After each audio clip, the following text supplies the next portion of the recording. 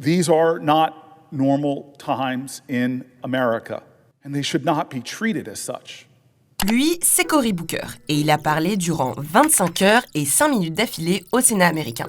Dès qu'il a pris la parole à 19h heure locale, l'élu démocrate a un peu annoncé la couleur. I rise with the intention of getting in some good trouble.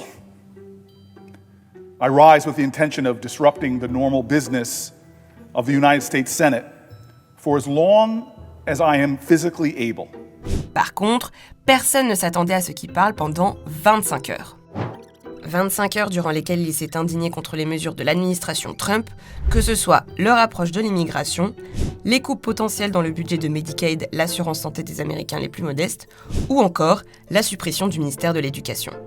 25 heures debout, sans prendre de pause, c'est-à-dire sans aller aux toilettes, car ce sont les conditions pour garder la parole. Le seul répit est celui de la voix, car Cory Booker a pu se reposer pendant que d'autres sénateurs lui posaient des questions, parfois très longues. Alors au bout de plus de 24 heures, il était un peu à bout. I want to go a little bit past this, and then I'm gonna deal with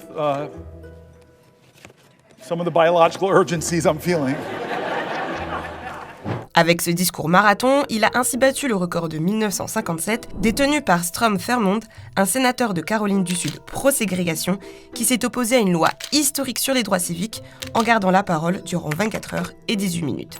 Cette manœuvre provient du film Monsieur Smith au Sénat de Frank Capra, sorti en 1939. Avant de terminer, Cory Booker a cité John Lewis, l'un de ses mentors et figure du mouvement des droits civiques de 1960. He said for us to go out and cause some good trouble.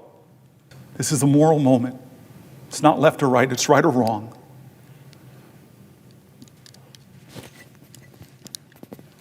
Let's get in good trouble. My friend, Madam President, I yield the floor.